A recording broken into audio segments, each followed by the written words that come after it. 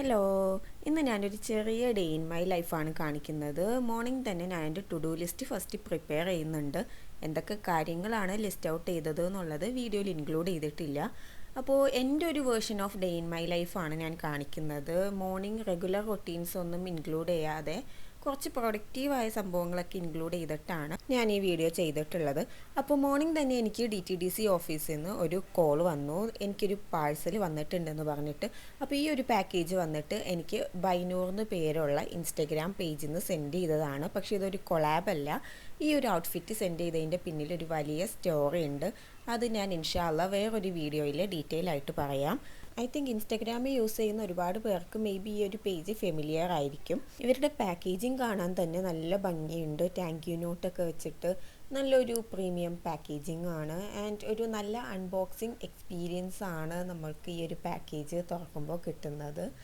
And ഇതിലിവർ എനിക്ക് അയച്ചു തന്ന ഔട്ട്ഫിറ്റ് വന്നിട്ട് ഒരു ഇമ്പോർട്ടഡ് ഡെനിം മാക്സി ഡ്രസ്സാണ്.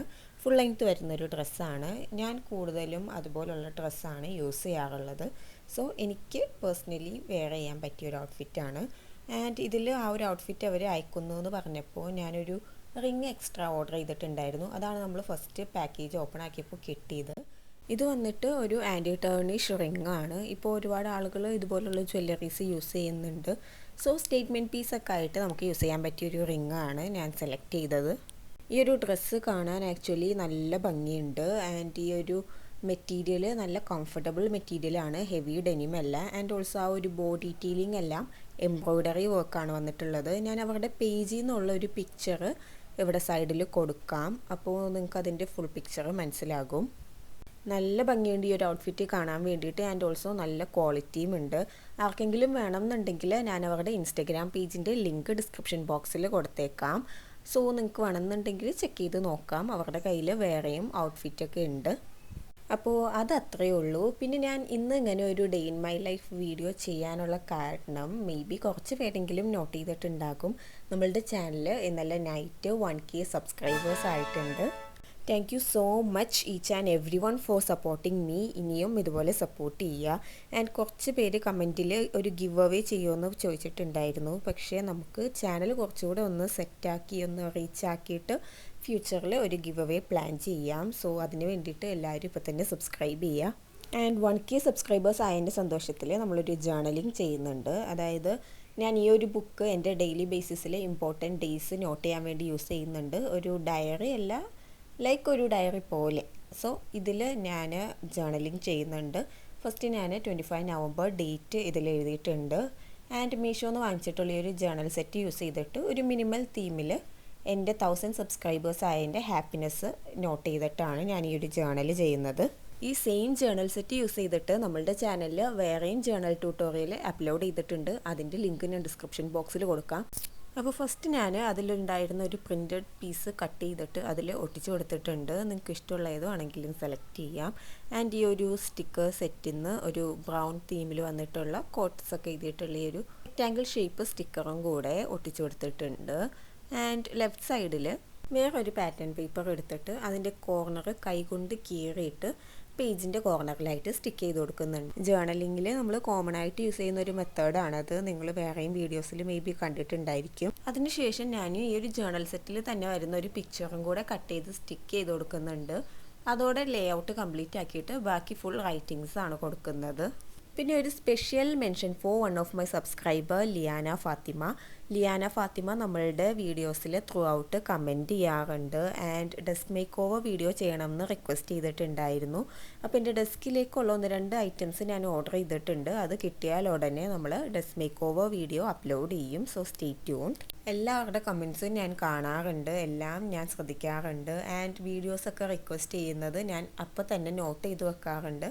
അതെല്ലാം നമുക്ക് ഫ്യൂച്ചറിൽ ചെയ്യാം. അതുപോലെ എനിക്ക് കുറച്ച് കമൻറ്റ്സ് വന്നിട്ടുണ്ടായിരുന്നു. കുറച്ചല്ല, ഒരു കമൻറ്റ് വന്നിട്ടുണ്ടായിരുന്നു ഫേസ് കാണിക്കുമോ എന്ന് ചോദിച്ചിട്ട്. അവരോട് എനിക്ക് പറയാനുള്ളത്, നിങ്ങൾ എൻ്റെ ചാനൽ ചെക്ക് ചെയ്ത് നോക്കിയാൽ നിങ്ങൾക്ക് ഞാൻ എന്ത് തരം കണ്ടൻറ്റാണ് ഇടുന്നതെന്ന് മനസ്സിലാക്കും. ഞാൻ കുറച്ച് ക്രിയേറ്റീവായിട്ട് ജേർണലിങ്ങും അതുപോലെ കുറച്ച് എസ്തെറ്റിക് ആയിട്ടുള്ള കണ്ടൻറ്റ്സ് ഇടാൻ വേണ്ടിയിട്ടാണ് ശ്രമിക്കുന്നത്. അത് എത്രത്തോളം കറക്റ്റായിട്ട് നിങ്ങളിലേക്ക് എത്തുന്നുണ്ടെന്ന് എനിക്കറിയില്ല. അപ്പോൾ അതുപോലുള്ള കണ്ടൻസിന് എൻ്റെ ഫേസ് ആവശ്യമുള്ളതായിട്ട് എനിക്ക് തോന്നിയിട്ടില്ല. അതുകൊണ്ട് യൂട്യൂബ് ചാനലിൽ എന്തായാലും ഞാൻ എൻ്റെ ഫേസ് റിവീൽ ചെയ്യുന്നില്ല. ഫേസ് കാണിക്കാതെ തന്നെ നല്ല നല്ല കണ്ടൻസ് ക്രിയേറ്റ് ചെയ്യാനും നിങ്ങളിലേക്ക് എത്തിക്കാനൊക്കെ എനിക്ക് പറ്റും. സോ ഫേസ് എന്തായാലും നമ്മൾ റിവീൽ ചെയ്യുന്നില്ല. Sorry for disappointing you. ഈ വീഡിയോ കണ്ടുകൊണ്ടിരിക്കുന്ന എൻ്റെ സബ്സ്ക്രൈബേഴ്സിനോട് എനിക്കൊരു റിക്വസ്റ്റ് ഉണ്ട്. അതായത് നിങ്ങൾ എന്തുകൊണ്ടാണ് എൻ്റെ ചാനൽ സബ്സ്ക്രൈബ് ചെയ്തത്, അല്ലെങ്കിൽ എൻ്റെ ചാനലിലെ ഏത് വീഡിയോ കണ്ടപ്പോഴാണ് നിങ്ങൾക്ക് ഈ ചാനൽ സബ്സ്ക്രൈബ് ചെയ്യാമെന്ന് തോന്നിയത്. സോ അതെനിക്കറിയാൻ ആഗ്രഹമുണ്ട്. കാരണം അതനുസരിച്ച് എനിക്ക് എൻ്റെ വരുന്ന കണ്ടൻസ് എല്ലാം ഇമ്പ്രൂവ് ചെയ്യാൻ വേണ്ടിയിട്ടാണ്. സോ എല്ലാവരും ഒന്ന് കമൻറ്റ് ചെയ്യുക. അതുപോലെ എന്ത് ടൈപ്പ് കണ്ടൻസ് ആണ് നിങ്ങൾക്ക് ഇഷ്ടപ്പെട്ടതെന്നും കൂടി ഒന്ന് താഴെ കമൻറ്റ് ചെയ്യുക. അതനുസരിച്ച് നമുക്ക് ഫ്യൂച്ചറിൽ വീഡിയോസൊക്കെ ചെയ്യാം. ജേർണലിംഗ് എല്ലാം കംപ്ലീറ്റ് ആക്കിയിട്ട് ഞാൻ ആ ഒരു ജേർണൽ സെറ്റ് എല്ലാം ഒന്നും കൂടി അറേഞ്ച് ചെയ്ത് വെക്കുന്നുണ്ട്. എനിക്ക് എല്ലാ സാധനങ്ങളും നീറ്റായിട്ട് അടുക്കി പെറുക്കി നല്ല ഓർഗനൈസ്ഡ് ആയിട്ട് ഇരിക്കുന്നതാണ് ഇഷ്ടം.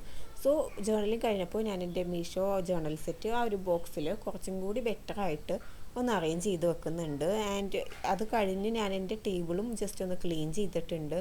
അത് ഞാൻ ഷൂട്ട് ചെയ്യാൻ വിട്ടുപോയി, കാരണം ക്യാമറ ഓഫ് ആയത് ഞാൻ അറിഞ്ഞിട്ടുണ്ടായിരുന്നില്ല. വൈറ്റ് ഡെസ്ക് ആയതുകൊണ്ട് ഞാൻ ക്ലോത്തൊക്കെ വിരിച്ച് സെറ്റാക്കി അങ്ങനെയാണ് കൂടുതൽ യൂസ് ചെയ്യുന്നത്. അതുപോലെ പെട്ടെന്ന് പൊടി പിടിക്കും, അതുപോലെ അഴുക്കാകാനും ചാൻസ് കൂടുതലാണ്. സോ മെയിൻറ്റെയിൻ ചെയ്യാൻ തയ്യാറാണെങ്കിൽ മാത്രം വൈറ്റ് ഡെസ്ക് ആരെങ്കിലുമൊക്കെ മേടിക്കാൻ പ്ലാൻ ഉണ്ടെങ്കിൽ വാങ്ങിച്ചാൽ മതി. അപ്പം എനിക്ക് എന്തായാലും മെയിൻറ്റെയിൻ ചെയ്യാൻ പറ്റും. ഞാൻ മറ്റേ ക്ലീൻലിനെസ്സിൻ്റെ ആളാണ്. സോ ഞാൻ വൈറ്റ് ഡെസ്ക് എപ്പോഴും ക്ലീൻ ചെയ്യാറുണ്ട്. പൊടിയൊക്കെ അപ്പം തന്നെ തുടയ്ക്കാറുണ്ട്. ഈവൻ ഗ്ലൂവോ എന്തെങ്കിലുമൊക്കെ ആയാൽ മേക്കപ്പ് റിമൂവർ എന്തെങ്കിലുമൊക്കെ യൂസ് ചെയ്തിട്ട് തുടച്ചാൽ അത് നമുക്ക് ക്ലീനായിട്ട് കിട്ടും.